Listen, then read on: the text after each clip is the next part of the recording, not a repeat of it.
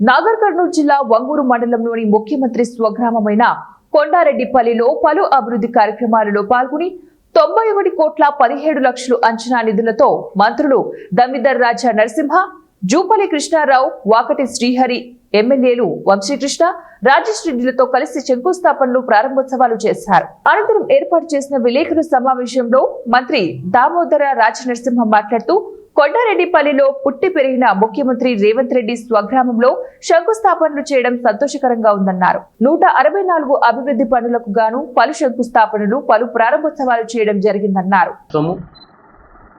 Kondareddipalli solar power supply,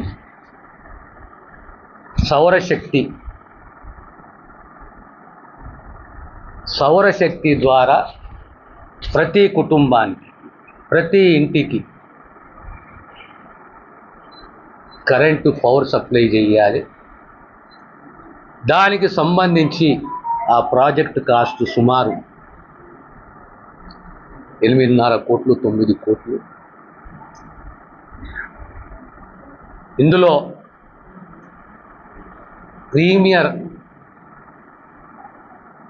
ఈ power మార్కెట్లో ఉన్న ప్రీమియర్ ఏజెన్సీ వాళ్ళు ముందుకొచ్చి వారి సౌజన్యంతో సుమారుగా వాళ్ళు 5 కోట్ల రూపాయల దగ్గర రోటరీ క్లబ్ సహకారంతో, అదే రకంగా ప్రభుత్వం దగ్గర 3 కోట్ల రూపాయలు. గ్రామంలో 514 నివాసాలు ఉంటే ఈరోజు 480 ఇళ్లకు సోలార్ ప్యానెల్, 6 ప్యానెల్తో కూడిన ఓ సిస్టమ్,